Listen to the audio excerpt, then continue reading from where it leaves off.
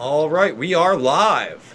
Welcome back, beautiful and amazing human beings. This is Luke Radowski of WeAreChange.org here in New York City, and we are going to be live for 1 hour covering all the latest news. I am currently outside of the Sargon of Akkad Temple. The guy from Reno 911, they're doing an event debating liberalism, conservatism, and having a whole huge dialogue here. My life is crazy and insane. Just came back from investigating, doing research on stem cells all the way in Mexico. Had 2 days in Los Angeles, 2 days in New York. Tomorrow go to London. Then right after that go to cover Bilderberg. So yeah, just a whole bunch of craziness and hecticness. And of course I am joined by Jason Burmis. Jason, how are you? And I hope your life is definitely not as hectic and crazy as mine. No, I'm doing all right. You know what I'm saying? Had a nice little weekend. Went to the UFC live in Utica on Friday night. Saw my brother, saw my buddy. And you didn't invite me. You didn't invite me, Jason. I would have loved to have you there. You won't visit me for anything, Luke. I've tried to get you out here for the better part of a year now. I would say 11 and a half months out of a year. Actually, no. It's 1 year ago this week, I think, right? It was the first week of June. We got a hold of each other. Yeah, I think so. I just don't like driving all the way up there. I like the UFC, so if there's ever a UFC, you're more than welcome to crash in here. But anyway, let's just get with the news. So we're going to be live for an hour. Share this broadcast with your friends. I won't be able to answer Super Chats, so Jason, you're going to have to keep an eye on Super Chats. Of course, Super Chats keeps us free and independent, running as an alternative media organization that is not filled with bull crap or left-right divide and conquer schemes that tries to get you to hate your fellow man. So the main way we're sustained is, of course, through you. Super Chats is another great way to engage with us. We're going to be talking about comments, and then I'm going to sneak back into this event and hopefully go get interviews with a bunch of people. But, Jason, this week has been kind of a slow news week, but, of course, obviously everyone today and also a little bit of yesterday was talking about this FBI agent who shot a man when he was jumping and jiving on the dance floor in Denver, Colorado. And there's a video of this, and the video is just crazy. I don't know if you're playing in the background. But I just showed it, yeah. Yeah, to keep it on loop in the background. But this kind of just shows you, Jason, the kind of mentality of the FBI. Because you see this guy dancing, he's having fun, not caring about anything. He flips, drops his gun, everyone sees it, has a huge circle around him, has no trigger control at all, right? Shoots someone. As he's picking up the gun, shoots someone. And then just like, raises his hands like nothing happened. Like, it's okay, it's fine. It's the total mentality of the FBI, which did happen in other instances, probably really deliberately also by the FBI as well. You know, I kind of feel bad for him on this one, other than the fact you shouldn't be doing a backflip with a loaded weapon on your back. I'm sure he had a few too many. The man had some moves, Luke. And you know what? The crazy thing about it is he shot a guy in the leg. Right, I know they've taken his gun. He's probably going to get suspended. The lawsuits are going to be tremendous, not only on him, but that club. Believe the hype. But the thing is, it didn't go off when it went down. He literally shot him. He has no trigger control. But afterwards, no remorse, nor sympathy, just like raising his hands up, like, it's okay, it's fine, man, it's all fine, it's all cool, bro, and just walks away. That's the problem that irked me. That's the problem that got me. And he's like, yeah, no harm, no foul. A dude got shot in the leg, man. You know, but that just shows the empowerment of these individuals. Any other person, Luke, out there that shot another person would have been like, would have run over. Oh my God, are you okay? This guy shrugged it off like he was on, I don't know, on a TV sitcom. It was some wild stuff, my friend. Yeah, run over, take off your belt, like make sure you don't, get all the blood everywhere, stop the blood from running, do something. But I think it's kind of, hilarious that we're finally seeing this when there's so many other atrocities that the FBI does commit and gets away with. The FBI gets away with so many crimes, so many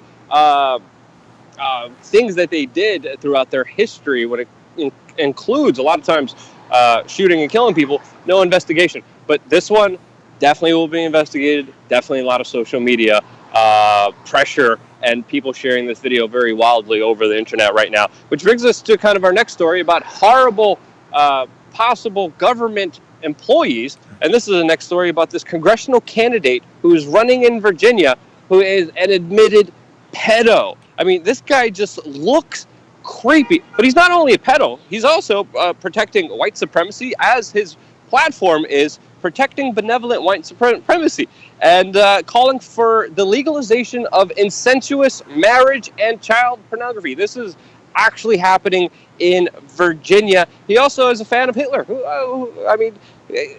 This is like one of the worst possible people that could ever exist. And I guess it makes sense that he's running for political office. You know, Luke, here's the thing. So I read this article top to bottom. I checked out some other articles. This was one of the hardest reads that I've had in a long time. And, you know, the title of this video is The Worst Congressional Candidate Ever Exposed. And I'm going to say this. There is so much stuff in here. First of all, he has a daughter.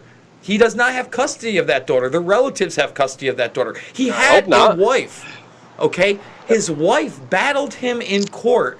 And then after she got custody, she killed herself, supposedly, although other people think otherwise, as he's written about rape fantasies of her and their child. On top of that, he claims to be married again, Luke, and he has written things encouraging other pedos to find one another, get married, Luke, and have their own rape toys. This was the toughest read I've had in a while, and I'm going to say this.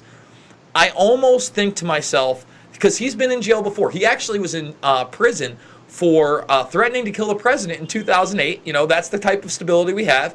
And the only reason he's able to run for office, because he is a felon, Luke, is because of this new law in Virginia where we're forgiving felons, we're allowing them to right to vote, we're allowing them to run for office again.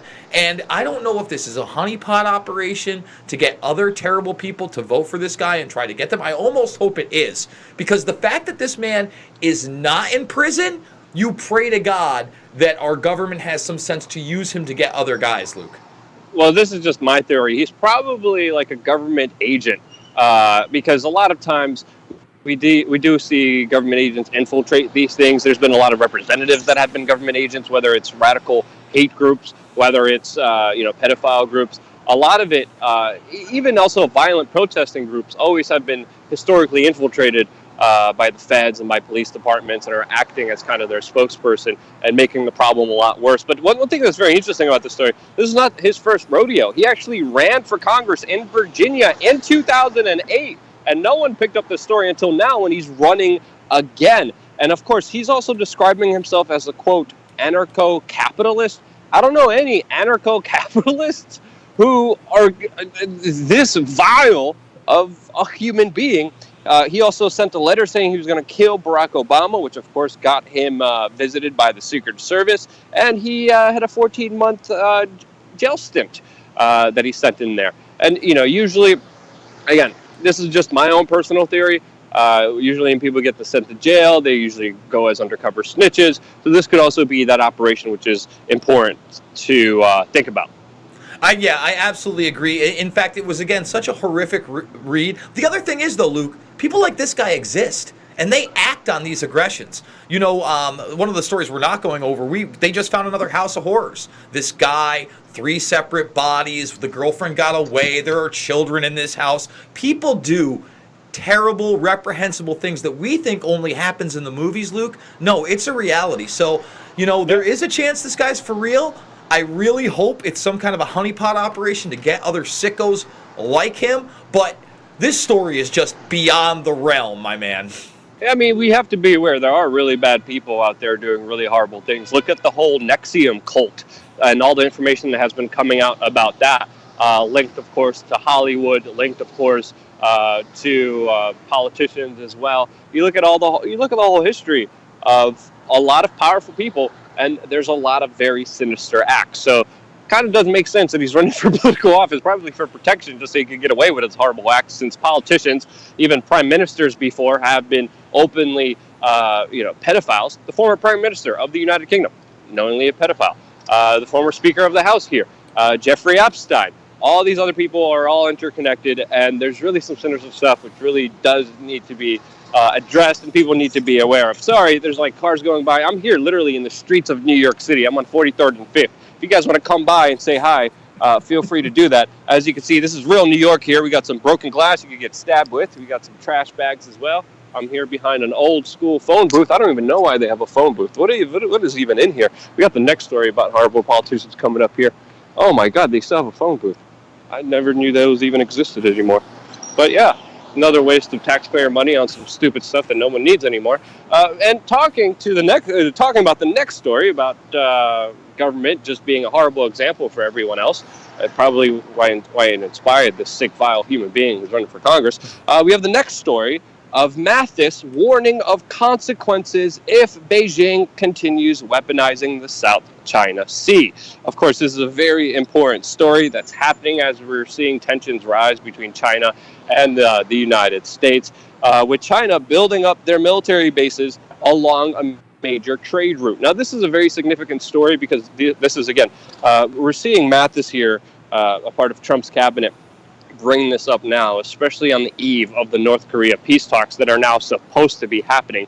Obviously, China is playing a huge role with North Korea. They're one of their major trading partners, and North Korea would not exist if it wasn't for China. The United States uses North Korea as a justification to keep their military presence along the South Asian Sea and also around the South Korean peninsula as a deterrent. But China is an emerging world power that is going to be threatening American hegemony. It may, according to many experts, even overtake the United States when it comes to their dominance, especially in the entire world. So right now we're seeing this escalation rise between Mathis because Beijing and China, they're ramping up their military production to record levels that they haven't done before. This is mainly, of course, because historically speaking, when there's a second power threatening the first power, there is always usually a conflict between the two. You look at historically, whether it's Portugal and Spain,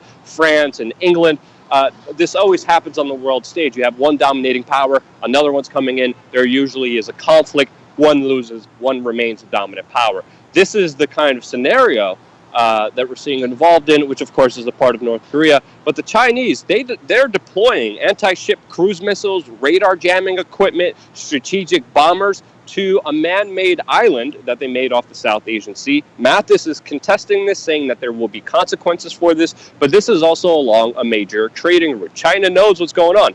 All the major conflicts, predominantly through major wars, have always been fought on along major trading routes. So this is why they set this up. So it's going to be interesting to see how this will all unfold, especially with the North Korean peace talks, because if the North Korean peace talks go successfully, that means that there will be a significantly less U.S. military presence near China, which of course the United States does not want, and it's being backed up by the statements that Mathis is making right now. That's my take on it. What's your take on it, Jason? Well, you know, Mad Dog Mattis is always concerned, if you will, about the military aspect. He should be. I mean, obviously, that's his role, right? But at the same time, China, of course, is going to militarize more and more and more. Their technology is just that much better these days, Luke. And you don't want to poke that bear, and we seem to be doing that in these trade talks. So, you know what? He may be doing his job. I'm not looking for any kind of hot war. I think that we've militarized space enough where the sea may not be a problem. But then again, you know, the ocean is a vast place. So, hey, maybe this is a real concern. I don't think I'm going to come down too hard on Mattis until he starts beating the war drums that we're going to start smart bombing the Chinese in the South China Sea. Let's see where it goes. You know what I mean? They do have jobs for reasons. I think that this one, you know what? Let's see what the consequences are, right? Looking at history, there's bound to be a conflict in the near future, even farther down the line between China and the United States. That's why I've been keeping an eye on this, and China has been emerging very significantly with very bad geopolitical moves that the United States has been making, especially the ones in the Middle East, which concludes us to the next story that we want to bring up, and that, of course, is Syrian President Bashar al-Assad giving an interview to RT recently where he alluded that Donald Trump is the, quote, animal, and he is also declaring that Americans should leave his country now as he is vowing to retake the territory that are being held now by the Kurds. The Kurds are, of course, working very closely with the United States. The United States has military personnel and U.S. military bases inside of Syria, along with the Kurds. So this is another geopolitical folly that doesn't look like it will end well. These are very harsh words from Bashar al-Assad, the president of Syria, but at the same time, they're only words, and their actions are very limited in this entire space. And one thing he also said in this interview, Bashar al-Assad, is that he claimed that there was almost a very close situation to where there was a direct conflict between Russia and U.S. forces. So that's also a big admission. As you know, we've been covering this specific area, this specific topic for a very long time. It has happened a couple times where the two forces nearly engaged in an entire war between each other, and that would have been devastating for the entire world, especially if these world powers would clash. As we know, it's obviously a proxy war, and it could also be a mistake, but it's also coming very close to a bigger conflict. So he also said that what he's going to be doing is that he's going to be opening up negotiation with the Kurds, and he's going to try to recover the areas through negotiations, through talking with the rebels who are currently holding that area, so it could be Syrian territory. This is becoming more of an issue since ISIS is almost totally obliterated inside of Syria. But he says, however, if talks fail to bring the area back under Syrian government control, he warned that he would attack the region by force. And that is his, of course, diplomacy is his first option. If not, he says he's going to resort to liberating those areas by force, adding that Americans should leave. Somehow they're going to leave. Very harsh words by Bashar al-Assad, but again, those are just words not met by many actions. He also said in the interview that there aren't any Iranian military forces fighting alongside his military against the rebel groups. But as we know from the casualties that have been happening, the casualties specifically of Iranians, that's not completely true, Jason. Yeah, that's absolutely true. And I watched this entire interview. It's about 30 minutes long, Luke, and it was very refreshing to see Assad get more than like a 10-minute interview. Obviously, RT is the one that did this. Talk to them a lot about Israel's role as well. And he basically spoke that from the time we're born, we're basically bombarded in that area of Gaza. He talked about trying to retake that as well. He said that he didn't have the same language, if you will, as Americans, but you are what you say you call your enemy when he was talking about Trump. Now, on top of all this, Luke, he really discussed that, hey, we have this thing. They're going to leave. They have to leave. America really has no reason to be here. France, Britain, Israel, they're going to have to go. And when he talked about the Russian-American conflict, he said it was saved at the 11th hour through negotiations between those two countries and Russia in general, as we've talked about, by the way, Luke. So it looks like they did work out a deal on target, so there was not a hot conflict. Now, before I get your response, I just want to say thank you to two super chats, one from the Fedmaster, and then we got a rather sizable one from Kyle Anderton asking if Trump has done anything about illegal immigrants yet. We'll get to that question after we finish up here. Luke, the bottom line is this conflict has gone on way too long. Most Americans don't want it. He talked about that. He said, look, not only did we not want it, the American citizens didn't want it, and it was very evident in their media, and that was part of the reason that these negotiations took place. So, again, is he being completely honest? We don't know, but he's reaching out to people and trying to get their attention, Luke. Yeah, he definitely is, especially with this interview. He also said that with this very close conflict that happened directly between Russia and the United States, that it was Russian diplomacy that was able to save the day and stop this conflict. But also he may be a little bit biased since the Russians literally saved his behind when it came to keeping him in power in the region. And some of the American moves have been very hasty, have been very aggressive in the region, as we'll actually go directly into the next story that we want to talk about, and that is the story that came out just a few hours ago of a U.S.-led coalition bombing that killed 12 civilians from one single family inside of Syria. The Syrian Observatory for Human Rights says 20 civilians in total have been killed by the coalition U.S. military operations over the past 24 hours. Another Very sad story. As we know, civilian casualties have been going up under U.S. President Donald Trump, who has revved up the drones, who has revved up the bombing campaigns in those countries. And sadly, I kind of lean into the more diplomatic foreign policy theory of blowback, where obviously if you have these continued bombing attacks attacking civilians, obviously the civilians will turn on the people bombing them and join radical Islamic terrorist groups. This is something that I saw personally on the ground, talking to someone who also lost his family member in Somalia from a U.S. coalition attack. And he said all the young kids are getting so angry and pissed off when their uncles, when their brothers, and their sisters, and their mothers are getting killed. They're young, they're impressionable, and they go right into the hands of the enemy. And with every enemy that the United States kills, many people say it creates double, triple, or even quadruple amounts of enemies that they will have to fight in the future. So obviously this is really bad news. Obviously civilian casualties should be limited as much as they can.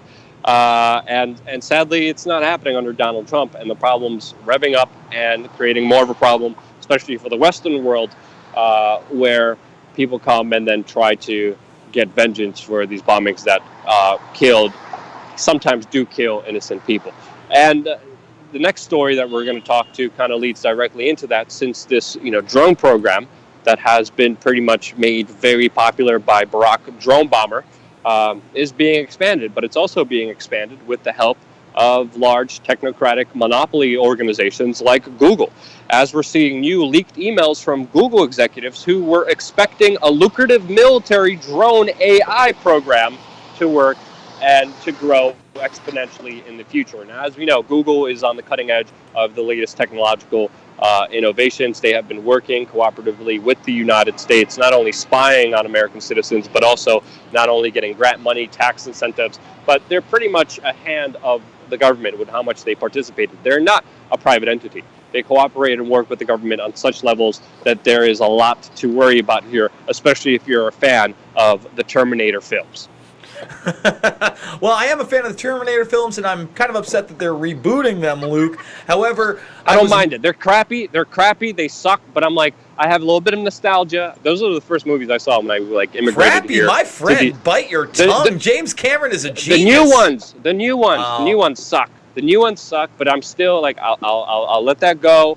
I still sit down and I still make sure I forcibly enjoy them, and I kind of still do. Sorry, I cut you off. Go. No. I mean, you know what? Now that we're gonna get into it a little bit, they're a little trashy. I'm not gonna lie. The final, I think there's 3 after the first 2 that are James Cameron films. They're a little trashy. They're popcorn films. Back to what I like about Google and the drone program. That's not much, other than the 3,000 people, Luke. I think it was 3,000 plus in the company that signed a petition that said, "Hey, we don't want this." And then last week we reported that a few people actually did resign because guess what?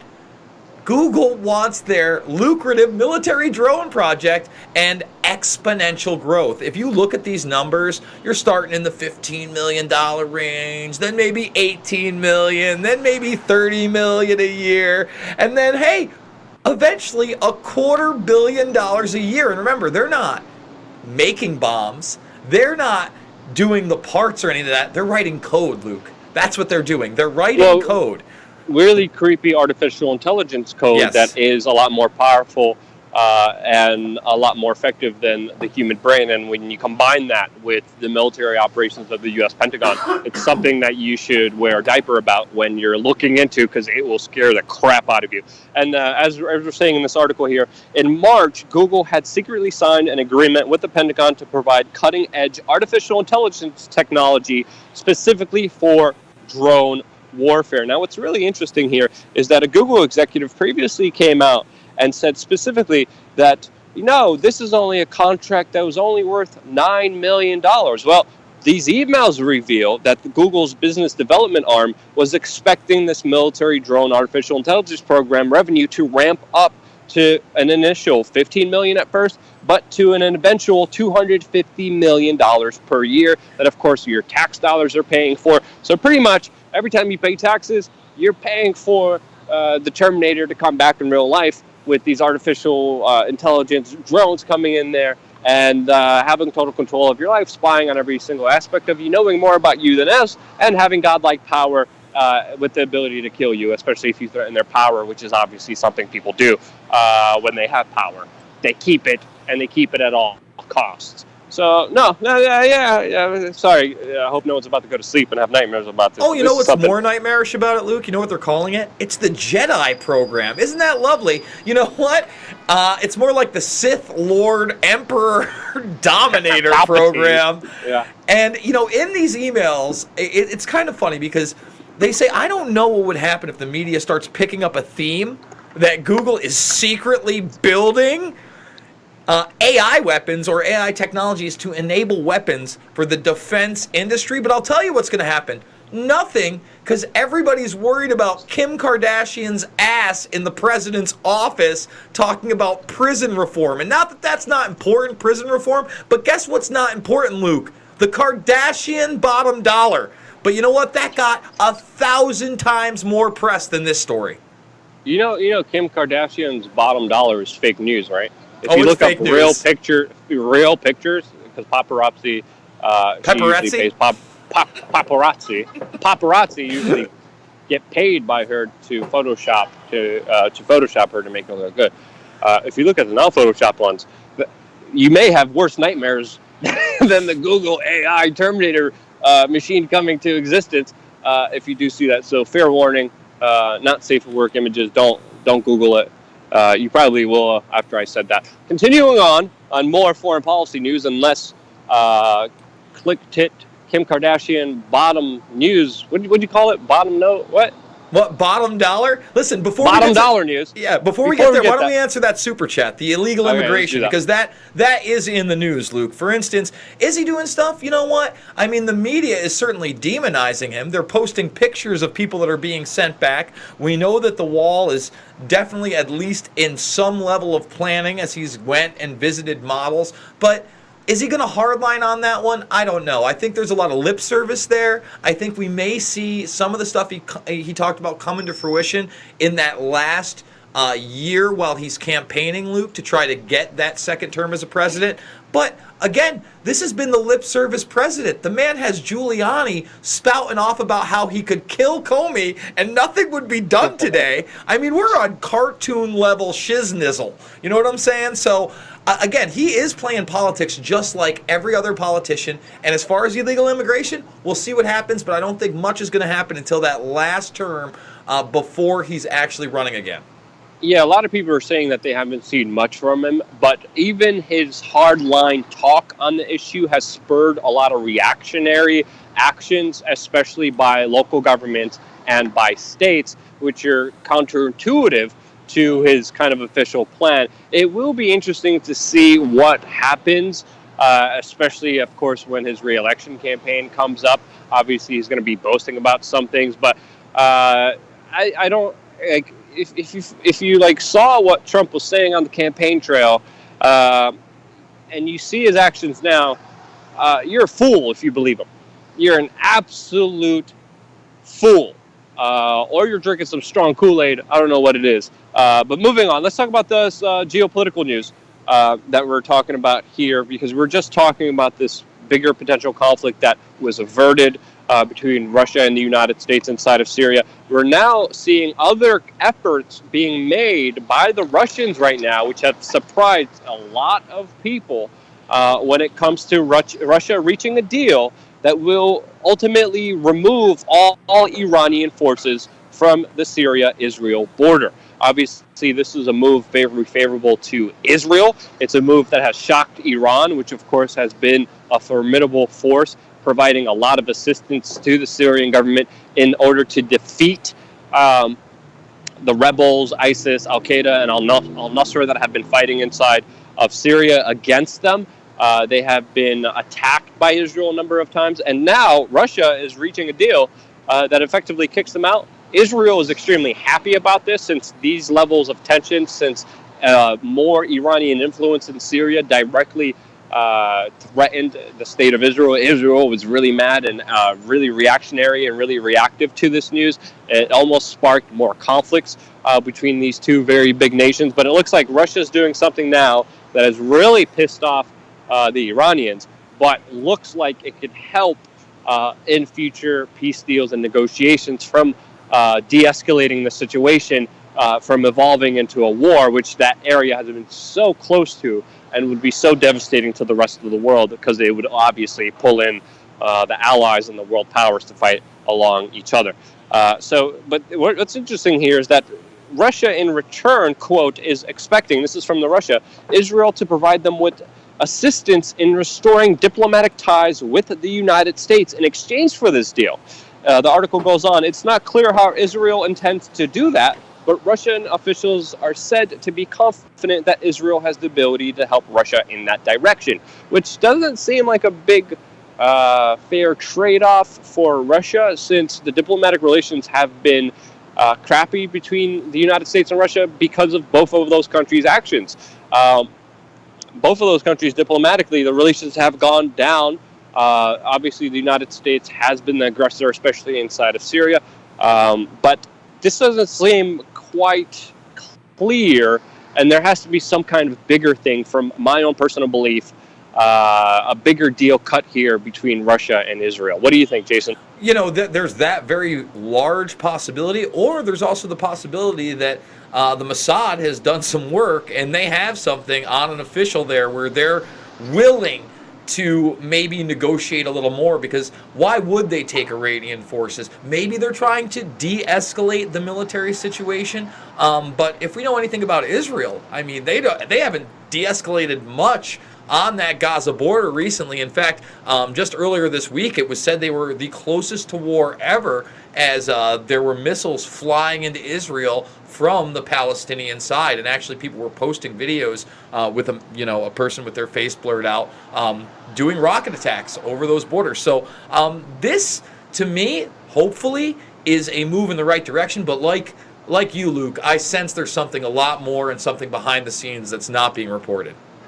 Definitely. There definitely has to be a bigger deal here. But that's not being told. That's going to work out in a bigger kind of plan here. I hope it's for de-escalation. It does look like that whole, territory has been slowly de-escalating since a boiling point that was reached just a few weeks ago, where everyone was just expecting a full-out war there. They're not doing that now, but it'll be interesting to see if Israel also de-escalates, since we are seeing Russia take a step back, throw one of their allies under the bridge. What will Israel do now? What will the United States do now? Will Israel stop their aggressions? Will the United States stop backing the Kurds? We'll see. But if that does happen, and I think it would be obviously work out for the better, because there's no war or murder and no people killing each other. In other bad deal news, we saw video recently of Nikki Haley, Donald Trump's UN ambassador, at the UN, which brings us to the next article, where the entire UN Security Council voted against her, and she was the only one voting for the United States on a resolution specifically about Israel and Palestine. So again, there was a vote before this where the United States voted against a UN resolution denouncing Israel's use of force against Palestinian civilians. Then, when that vote was vetoed, specifically only by Nikki Haley, Nikki Haley then propositioned her resolution, and she was the only one to vote for it on the National Security Council. And again, obviously, it totally failed. There's videos of Nikki Haley running around to all the diplomats trying to work out a deal, but it got turned down by the entire international community at the United Nations.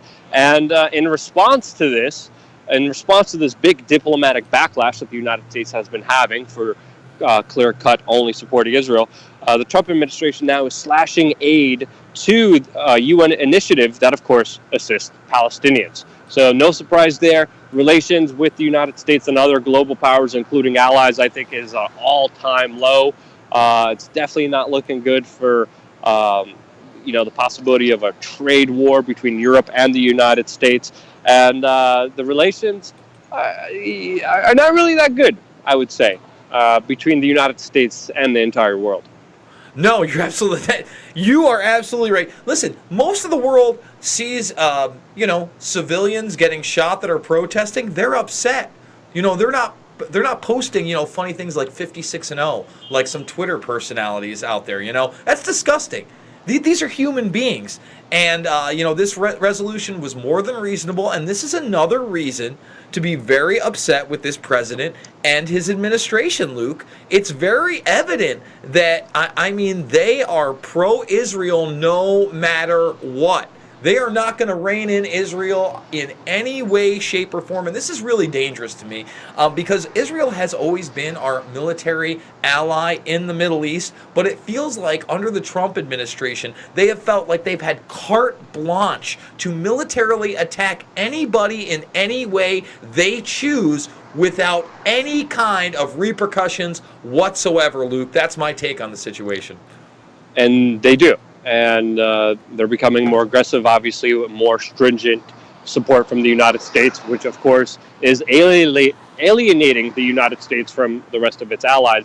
And if you look on the world stage, it's pretty much Israel, Saudi Arabia, and the United States standing alone. Not a good position to be in because both of those countries don't have the best human rights records. But obviously, Israel is also dealing with other tense situations, of course, with Palestine, as we have this next article by the Evening Standard that says, quote, Israel on brink of war as jets strike Gaza Strip following the heaviest Palestinian rocket attacks in 4 years. So obviously, there's a Palestinian militant group that's bombarding southern Israel. They sent dozens of rockets there just a few days ago on Tuesday, and Israel obviously responded with warplanes that struck targets that they say were military targets inside of the Gaza Strip. So far with 70 rockets, I believe. How many rockets did they send out there, the Palestinians? I'm not sure. Again, I watched some of those videos. There were 70. Yes, there were 70 mortar bombs that were sent by Palestinian militants into Israel. And on Tuesday, it was reported that only 3 Israeli soldiers were injured from these 70 mortar attacks, from these 70 missiles that the Palestinians sent over there. So obviously tensions are heating up. The Palestinians are not effective. Obviously there's not a body count. Obviously Israel still has to deal with this threat that is coming from Palestinian militants. Absolutely. And you know what? There are 2 sides to every story, and we're going to be getting that in a moment. I saw something today that I didn't think, I'd ever see, and I hope that we never see anything like it in the United States. And honestly, that kind of behavior has to be eradicated in the world. We're going to get there. But it is understandable. Well, you can bring it up now. You can bring it up. All right, well, let's talk about it before we get to the other story, because let's talk about the other side. This story right here, where nursery school kids, these kids aren't even 5 years old, and I'm around small children, Luke, and the video will speak for itself. We're going to play it in the background without the sound, but apparently this is a nursery school graduation, Luke, and you saw some of this video, did you not? These kids are in full military garb. It looks like they've been trained. They're tactile attacking a Israeli home. And this isn't cute to me, man. I don't find it cute. And they're waving to mommy and daddy in the audience. Talk about indoctrination. This is not the road to peace. Giving toddlers replicas of assault rifles to go and attack the supposed enemy. We should be teaching them to reach out and have a conversation with one another and try to work out their differences, so this would never, ever happen, my man. So, hey, like we just talked about, 2 sides to every story, and obviously on the Palestinian end of things and other parts of the world, Israel is being demonized. It's pretty clear Palestinians and the Israelis hate each other and want to hurt each other, but it's kind of clear that there is one side that is a lot more effective at it than the other side. Obviously, there is a lot of support by the United States, especially with funding and money that's being brought into Israel, that makes them a lot more effective in this kind of warfare that has been going on and brewing, and sadly now escalating to situations where we have hate on both sides.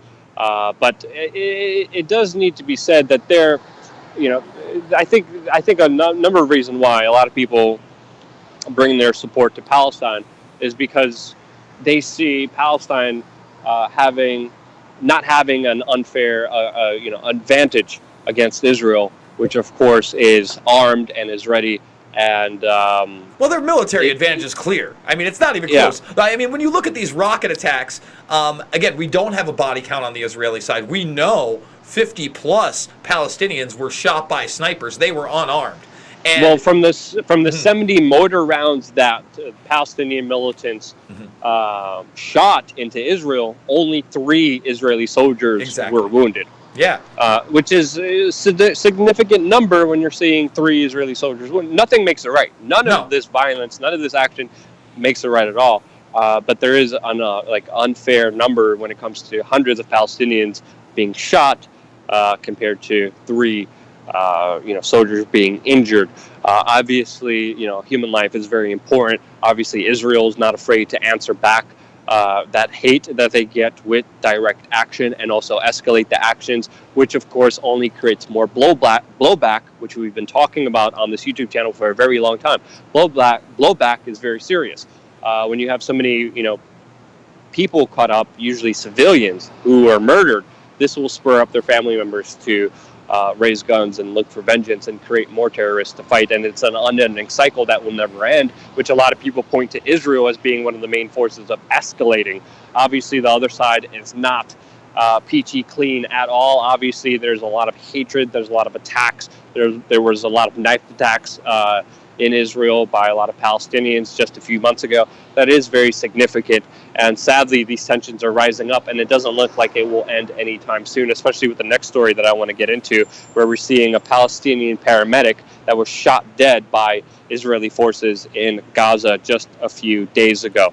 Her name was Razan al-Najir, and she was a 21-year-old female paramedic, and she was killed by an Israeli sniper who pumped bullets into her upper body. She was working there as a volunteer medic to treat wounded protesters. She wore her white paramedic uniform, and there's also pictures of her in the field during the clashes with her hands raised, her medical outfit on, clearly looking like she was a medic. Now this person was shot, which is, of course, is spurring the international community to be angry at Israel, since it does look like this one person should have not been shot by Israeli snipers right on the border, where all these fights and conflicts and protests are happening that are only escalating within the last few days. And obviously hearing those stories, that will enrage the other side. And again, the whole cycle of hate will just continue on. And sadly, this situation makes it so much worse for the possibility of there ever just being no tensions between those two forces and those two groups of people from not bunting heads, sadly. Well, the other thing is, Luke, that this isn't isolated behavior. Again, only a couple weeks ago when we had those protests, there was clearly video that we posted of Israeli forces pointing guns at medics trying to assist people that had been shot down. That's just not acceptable. I understand you're in a war zone. I understand there are certain rules. But first of all, we shouldn't be aiming weapons at unarmed people. But when you're aiming weapons at unarmed people that are there for the specific reason because you can't handle it and you're shooting people, that's just wow. And this woman, I think she was 22 years old, Luke. It's repulsive. And just as you said, it's going to be very hard for people to be convinced to have conversations, to make headway, to move towards peace when things like this are happening. Yeah, it's only going to get worse from here. And sadly, it looks like there's not going to be an end to it.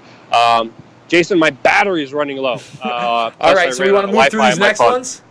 I don't know if I can't even see the next articles. All right, so let's go. Well, I'll introduce them. Our next article here, you talked about it earlier in the week in one of your main videos, Luke. There's a Bayer-Monsanto merger, and does that merger mean that they're going to go after the marijuana market and GMO us with, the pot I don't want? Yeah. I mean, Bayer has a huge, horrible unethical business practice list that goes on forever. The company knowingly sold and gave out HIV linked vaccines to people because they wanted to make a profit. That company and their underlings and the companies that they're connected to now have merged with Monsanto, and they're going to be working with one of the most unethical farming companies out there that created Agent Orange, chemical biological warfare that was used against the Vietnamese and caused hundreds of thousands of atrocities in that country that still the people of Vietnam are being affected by because of the chemical biological warfare that was used on them primarily from Monsanto. And this is the company that's going to be investing, I believe, $500 million in medical marijuana and weed, as weed is becoming more decriminalized and legalized all over the United States. Not the kind of weed that I do. Definitely, I'm not a weed smoker myself, but holy cow, when those two companies are coming together to work on marijuana, like no, that's a bad idea. Well, you know what? I think that we should trust the companies that brought us Roundup and, of course, Factor 8, the medication for hemophiliacs in the 80s that spread the live HIV virus, not only in the United States, but when they got caught here, Luke, they decided to go ship it out to Japan and Europe. No big deal. You reported that on that spot on. It's actually one of our more viral square videos or memes or whatever the hell you're calling them lately. All that stuff over at the Minion page. Please go check it out. Yeah, this spells disaster for me, Luke. So, you know, we're going to bullet through these stories, folks. Radowski's going to lose us in a minute. So the next one, we got this WikiLeaks thing going on. I didn't even know about it because there's a veritable media blackout. You can't Google it. Roger Waters of Pink Floyd kind of joined the show, if you will, and during his concert last night, resist the attempted silence of Julian Assange. And as I said, United in Solidarity for Julian Assange is going on right now. After we get done with this broadcast, you can watch it live over at the WeAreChange Facebook page. We're going to continue to stream that for as long as we can in 4-hour increments. Somebody was asking in the chats if you're going to be there. Luke, I wish you were. You'd be a great guest on there. There's been some great ones today. Lee Camp, Cynthia McKinney, many others. You know, why don't you give your spiel on why we need to be united in solidarity for Assange right now? Well, what's happening right now is just a clear silencing act of someone who was pretty outspoken and has done a lot of work out there, what many people consider more credible journalism than the mainstream media. Obviously, Julian Assange, WikiLeaks, have an interesting track record, but what's happening here is very, very much just silencing and trying to stop someone from exposing their secrets, which WikiLeaks was very effective at, since they released so much information and so much documentation about what governments all around the world were doing that we would have no idea about if it wasn't for WikiLeaks. I do believe Julian Assange did make some mistakes earlier on in his career that I don't agree with personally, but for him to be out there as an organization, I think is essential to having a free and open society, and also more transparency and more understanding and less atrocities that are being committed by government, because they were one of the checks and balances. They weren't a perfect check and balances. They were one of the checks and balances that was able to actually hold the government accountable for some of the horrible deeds that they did all throughout the world. And it's not just governments, it was also people like Hillary Clinton. It was also people from other corporations and private entities as well that needed to be exposed. So that's my personal opinion on it. Well, listen, Assange has done nothing but been a lightning rod, Luke, for actual documentation. Okay? They've never released anything that has ever been falsified. That's impressive. They've gotten us the Edward Snowden documents. We haven't even seen all of those. We've only seen several dumps, including Vault 7, which were outstanding. We've gotten the Podesta emails. We had the torture documents from Manning published by them again and again and again. They again have been this lightning rod for actual documentation and real information that is indisputable. And that's why this is so important, because it's not about Julian Assange. It's about the fact that the people deserve to know, and journalists need to be protected, especially when they are sharing the raw information with the people. And I think that's key. They're not spinning it, Luke. They're not spinning it. They're supplying it. And, you know, that's going to move on to this next story, Luke. The people that are going to be supplying our news on Facebook, guess who they're going to be, Luke? It's going to be CNN and Fox News, the literal kings of propaganda and fake news from the left-right false paradigm. Isn't that cuddly and lovely? Well, obviously they want to censor and silence and throw anyone in jail, or just totally censor anybody who is questioning their power and authority. Obviously, Facebook is interconnected with the government, interconnected with the corporations. It makes sense. They're getting rid of the kind of trending videos that were just average videos, average users for the people making them, and they're replacing it with, corporate mainstream controlled media that, of course, has a specific narrative, that has a specific issue, that, of course, is mainly controlled by the military-industrial complex. The intelligence agencies have a huge influence in. So they want to control the narrative. They want to control the discussion. The only thing that has been keeping us running is pretty much you guys watching this video, sharing it, donating to us, because Facebook, Twitter, YouTube, Google all have been making very dramatic efforts to stop the people from being able to effectively communicate to each other. You talk about something that goes against the grain. You talk about something that makes people question their reality. You talk about something that sparks some independent thought that is outside of their control big box grid. Bam, whitelisted. Bam, automatically soft censored. Automatically, your subscribers won't see the video. There's so many different efforts being made here that have really, really impacted not just us severely as an independent media organization, but the entire landscape of independent media that is just getting hammered right now out of existence. So again, that's why you guys are more crucial than ever. Facebook just took another step today by announcing that, we're going to prioritize CNN over, the actual people who made the platform what it is, the people.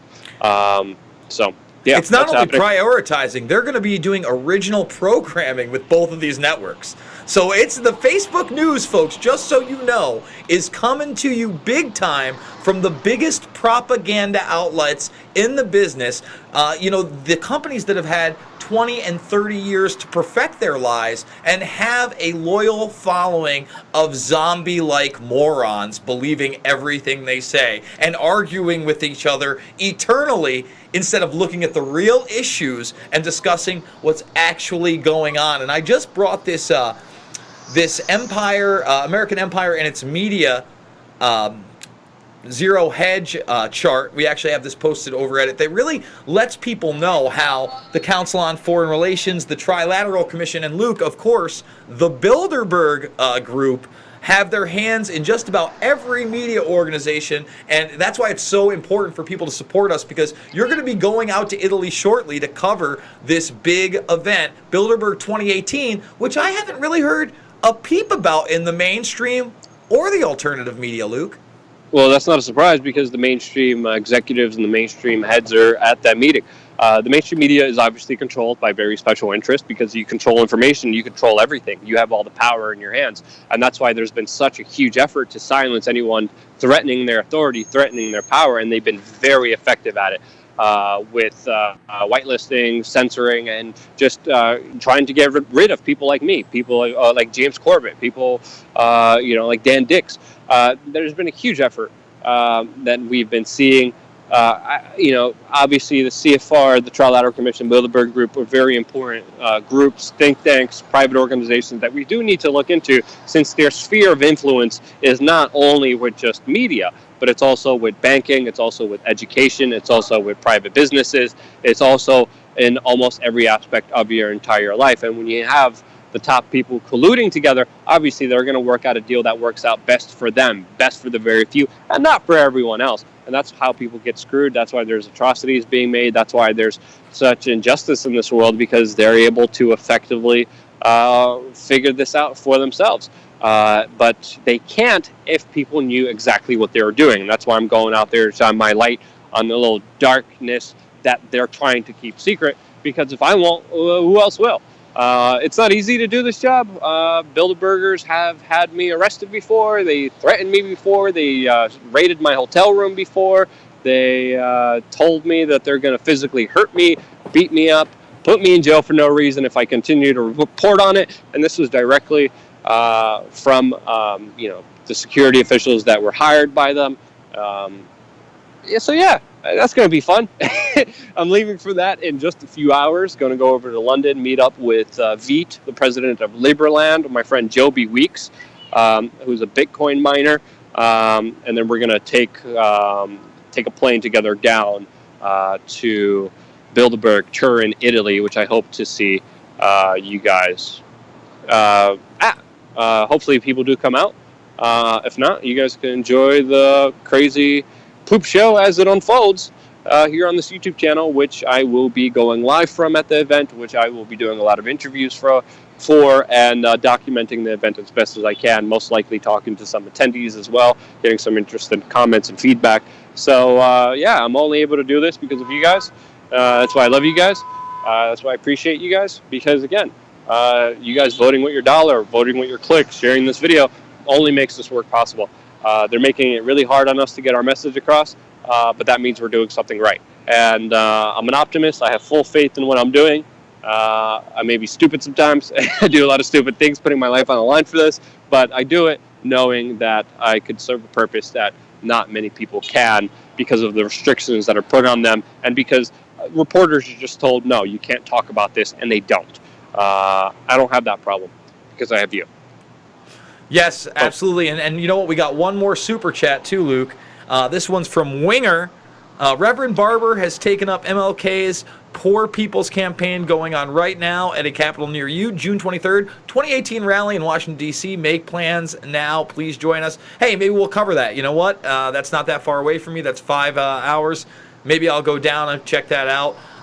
We're always looking for people to be the change they want to see in the world, Luke. That's how we keep this operation going, and that's how we evolve as a people. We actually go out, do the activism, interact with people. Don't just go for the tit-click gotcha moment where you get some libtard to get triggered as a snowflake, because I hate all that terminology, or the alt-fright community. I don't know. I'm in the human being community. Another super chat. Thank you very much, Ian Singh, on the tail end. Everyone is beautiful and amazing human beings. He's stealing your lines, Luke. He's stealing your Not lines. my lines. Oh, they're yours. I probably stole it from somebody else myself. There's no original ideas out there. Everyone has an idea. We just kind of replicate them and make them better. So feel free to use them and say them. Not my lines. But still, you're all beautiful, amazing human beings. I love you guys. Jason, answer more comments. I gotta go. I'm already missing a lot of this event. I was supposed to only go on for 15 minutes. How long have we gone for? We did almost 1 full hour, my friend. But right, yes, get into the comments. I'll get go into the comments and start talking to comments. Oh man, there's so many haters and so many lovers. Guys, good. Address them. Don't let the hater vibes get you. Don't let them bother you. Don't let them weigh you down. I posted a good video about like haters and their and how you should address them and how you should show kind of empathy and not let it get to your head on my personal Facebook page, which is facebook.com/Luke Z. Rudkowski. Good luck spelling that. I'm not doing that. But if you are on my personal Facebook page, check out the video I just shared. It's a very good one that I think people do need to hear. Whatever people say about you, you only allow it to bother you if you give it power. I don't give it any power. I don't care what people say. I look like Putin. I got a big Pinocchio nose. I know. I don't care. It's all right. I'm happy with who I am. That's why I love myself, and then because I love myself, I'm able to love everybody else, and that's why I love you guys as well. Just answer the troll comments, Jason. I gotta go. All right. Appreciate your help, and then let's make sure we're going for at least an hour. So have fun talking to the trolls, Jason. Yeah, great. Good time. All right, Luke, I love you. I'll talk to you later. Let me know what's going on, and we'll see each other tomorrow probably via text or whatever. All right? Yep. Peace out, brother. Peace. All right, so let's go into the comments, guys. Let's get into the comment section, my friends. Some people have some valid comments. I looked through here. I saw somebody ask about Stephen Greer. That's where I'm going to start. Now, if you're not familiar with Stephen Greer has the Disclosure Project. He's put out a couple documentaries, and I got to be honest, I think he's complete disinformation. I think he knows he's disinformation. He's been involved with people like the Rockefellers. I think that there are telltale signs that he is sexually compromised. I'm not calling him a pedophile or anything like that, but if you know the guy, he's got a family, a wife, kids. If you see where I'm getting at, I'm certainly not going against alternative lifestyles here. I'm just saying I think the guy has things to hide. He's intellectually dishonest. His latest movie had one of the biggest disinformation operatives, admitted disinformation operatives. There's a great movie out there. What's it called? It's all about. illusion. I can't think of it what it's called.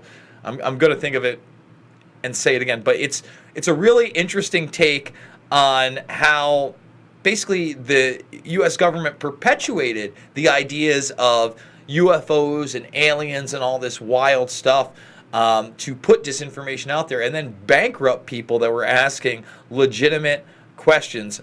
Mirage Men, that's what it's called, Mirage Men. If you have not seen Mirage Men, please go watch Mirage Men. Now, you know, I see this all the time. A lot of the trolls always are talking about me being a Zionist agent. I'm a Zionist agent. First of all, let's take a look at what the word Zionism really means. I think that just means siding with Israel on anything at this point. Pre-Israel, it was the creation of Israel. I would say super Zionism would be that of almost Christian Zionism, if you would, or Orthodox Zionism, to the point where you're going to overtake the Dome of the Rock and rebuild Solomon's temple. Obviously, I'm not for that. In fact, I think it's insanity that any religion could outwardly propose that they're going to destroy a piece of historical architecture, raise something up, and then their Messiah is going to come down and they're going to rule over the rest of the people. I think it's complete insanity. But then you look at like the Christian Zionists that believe that and believe it's not, you know, the Christ but the Antichrist, and they want to bring in Revelations and the apocalypse and end times, even more insanity. And then on top of that, when you do all this research, you find that there are a bunch of these odd occultists that seem to want the same thing, and they do think it's maybe the Antichrist. It's very, very vague, you know, because a lot of this is magic that comes out of alchemism or the Kabbalah, Masonry. There's so many different sects out there that you can study. Now, going back to Zionism, if you will, there are a lot of people out there that have said I've somehow covered up Israel's role in 9/11. Folks, I put out a film 10 years ago in September. Okay? Actually, 2018? Yes, 10 years ago in September. I believe I put it out on September 11th, 2008. It's called Fabled Enemies. It has a 20-minute section on Israeli involvement in 9/11. The real stuff. You know, not speculation, the real and actual stuff, all right? And I have got McGovern in that movie talking about the fly in the ointment, Israel's role in our government all the way back then. This is over 10 years ago. You just can't win with these people. That's the bottom line. And I'm not an anti-Semite. I don't hate Jewish people. Shocking. I think that, number one, most people, you know, for instance, Israelis. Let's look at Israelis. Do we really believe that everybody that was born or lives in Israel, you know, believes in this stuff, or is, you know, a religious Jew, or are they a human being just like you or me? Are they secular? There are those levels. Now, that's not to say that, I mean, you look at some of Abby Martin's work, it's the most legitimate out there, that there isn't a fervor of, you know, anti-Muslim culture there. But there's a fervor of anti-Muslim culture here in the United States, and I think a lot of it is unjustified. And that's why I think a lot of these tactics where you loop everybody together that's part of a ethnic group or a religious group is extremely dangerous, and you have to look at all sides of an issue. You have to really look at every single event as a different event and judge each one. It's just like, you know, I'm not judging somebody on the color of their skin, but on the content of their character. I truly believe that. I think that those are some of the truest words spoken out there. And again, we do, I think, not only in the alternative media, but overall in all of the media, more than a fair job of reporting everything out there. You know, we're not shying away from what's really happening in Syria or on the Gaza Strip whatsoever. But the other big thing that I think people don't take into account, let's say all those people that really are anti-Semites and they really do hate Jewish people, what if they got their way one day?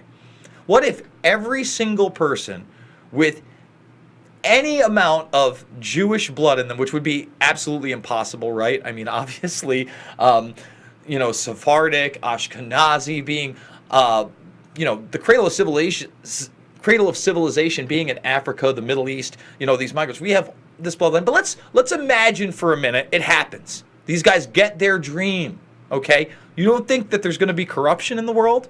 You don't think that there's going to be bad people out there? You don't think that a power structure will begin to emerge against the general populace? What do you think, that everybody's going to hold hands and sing Kumbaya and thank God it's all over? We've done it. We've won. Peace on earth. Let's go, 1,000, miles past that. And, only the pure, for you sick white supremacists out there, what do you think's going to happen? I mean, first of all, it would never happen. But if there was only a white race on the planet, we would still squabble. There would still be wars. There would still be a struggle for power. If you look at look at the Asian culture, for instance. A lot of them look towards South Koreans as envying them and wanting to be them. And you also see now in Asian culture people getting surgery to make their eyes look bigger and wider so they can look more Americanized or more like cartoons. People, rivalries happen, wars happen no matter what your race, creed, or color are. Think about it. I'm from a very small town. I graduated with 50 kids. And, I'm from a place called Fort Plain. And you better get out of here, Canajoharie and St. Johnsville. We don't want your kind around here. When you're a teenager, that stuff kind of makes sense. There's always going to be rivalries. There's always going to be differences between human beings. And believe me, there is corruption beyond Israelis and the Mossad. There's corruption everywhere. There's small town corruption. There's municipal corruption. There's big city corruption. There's federal corruption. There's global corruption. All right? And there's levels of it all around us. So when I see a lot of these things, guys, it kind of makes me laugh, because I've done so much out there to just expose evil wherever I've seen it. That doesn't make me perfect. That doesn't mean I get it right all the time. I'm going to make mistakes. I made a small mistake with the Valerie Jet video I did earlier this week with the Roseanne conundrum. I didn't want to mention that on this 2-hour broadcast, but we'll bring it up. There's a little bit of a mistake I made. I said that she was a congresswoman. She was an advisor. I'm going to make mistakes. Again, I try to stay on top of information. I try to bring you guys the truth, both sides of the story, so you guys can decide out there. And with that, folks, you know what? This was a shorter than usual live broadcast. I want to thank you guys all for joining me. Remember, Bilderberg is coming up. We got t-shirts out there. You can find them on our Twitter and our Facebook channels. Please go check them out. Guys, without you, none of this is possible. Thank you so much for joining us during this live broadcast, and we will see you next week at a similar time.